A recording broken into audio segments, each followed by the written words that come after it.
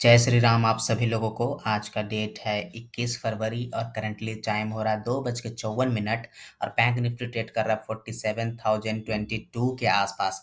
आज मैंने 2 trade miss किए हैं। वो 2 ट्रेड मैंने मिस क्यों किए और मिस करने के बाद मैंने क्या किया, वो मैं आगे आपको यहाँ पे बताता हूँ। सबसे पहले हम लोग चलते हैं बैंक निफ्टी पे। बैंक निफ्टी यहाँ पे देखें तो आज गैप अप ओपन होता है। गैप अप ओपन होने के बाद बैंक निफ्टी धीरे-धीरे करके नीचे आता है, ठीक है?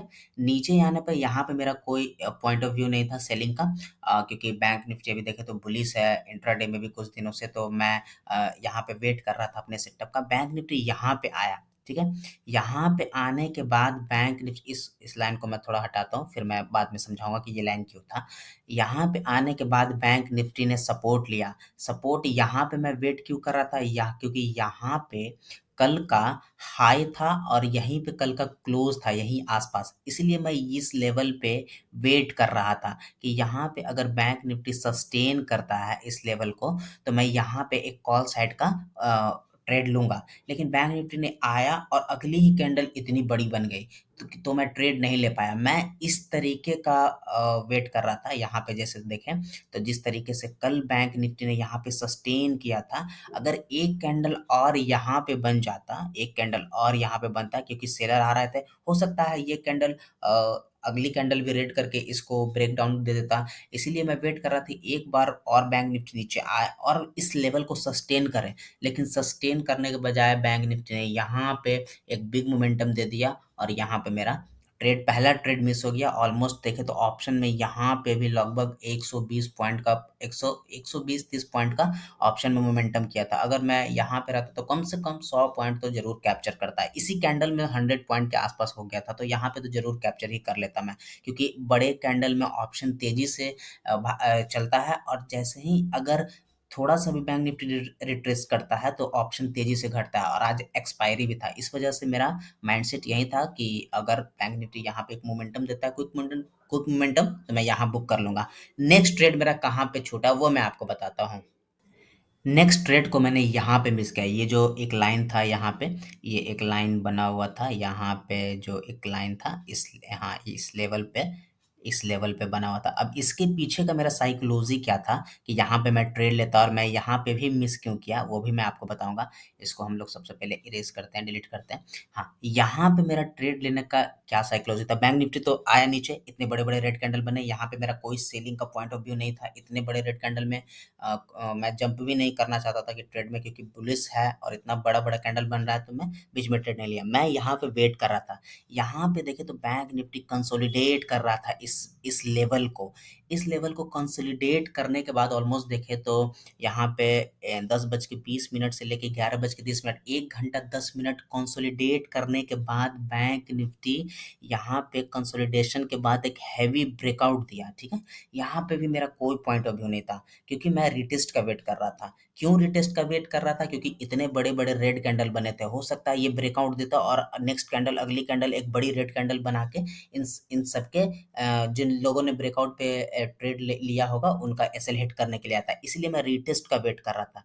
यहाँ पे बैंक निफ्टी ब्रेकआउट दिया, ठीक है? बैंक निफ्टी रिटेस्ट करने के लिए भी आया। रिटेस्ट करने करने के लिए आने के बाद बैंक निफ्टी में यहाँ पे एक और सस्टेन कैंडल, जिस तरीके से यहाँ पे ढूंढ रहा था कि बैंक निफ्टी एक और नीचे, मतलब बैंक निफ्टी ये कैंडल भी नीचे आए और क्लोजिंग यहाँ पे करे, ताकि मैं 100% तो होता नहीं है कुछ, लेकिन मैं प्रोबेबिलिटी स्ट्रांग हो जाए मेरी कि यहाँ पे हाँ बैंक निफ्टी सस्टेन कर रहा है। इस कैंडल पे आया, बैंक निफ्टी सस्टेन किया इस कैंडल को और धीरे धीरे करके ऊपर चला गया। और यहाँ पे मैं क्यों ट्रेड बना रहा था? क्योंकि यहाँ पे अगर इस कैंडल का जो ब्रेकआउट दिया, यहाँ पे कल के हाई और क्लोज के ऊपर ब्रेकआउट देके क्लोजिंग दिया, और बैंक निफ्टी अगर यहाँ पे एक कैंडल और बना के, यहाँ पे एक कैंडल और बनाता, उसके बाद अगर इस लेवल को निकालता या फिर एक कैंडल और नीचे आके सस्टेन करता, तो मैं ले सकता था। लेकिन फिर यहाँ पे दूसरा रीजन ये था ना लेने का, कि मैं ऑप्शन में यहाँ पे जो देख रहा था वो 125-30 के आसपास चल रहा था, और यहाँ पे जाने के बाद 160 पे चलने लगा, तो 25-30 पॉइंट का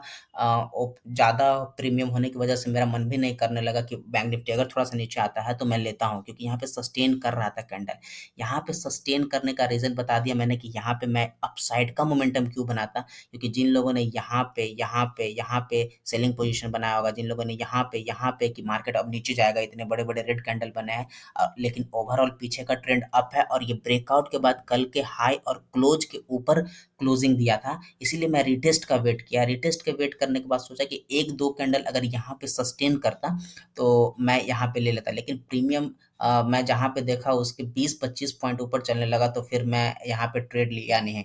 यहाँ पे ट्रेड देखें और मेरा एसएलवी टारगेट यहीं तक था। टारगेट यहाँ तक ईज़िली मिलता, क्योंकि यहाँ पे देखें तो बैंक निफ्टी आया, थोड़ा-सा फिर इस लेवल को ब्रेकआउट दिया, रिटेस्ट किया।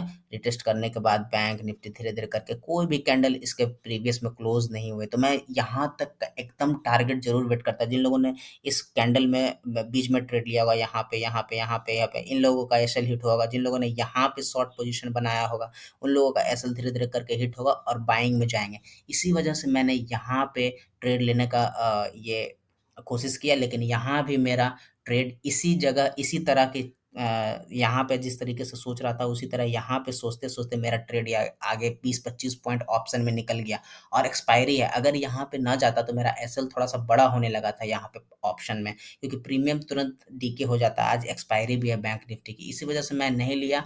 और यहाँ पे देखें तो ऑलमोस्ट यहाँ से जाने के बाद बैंक निफ्टी ने ऑलमोस्ट 180 पॉइंट का मोमेंटम हुआ है यहाँ से यहाँ पे।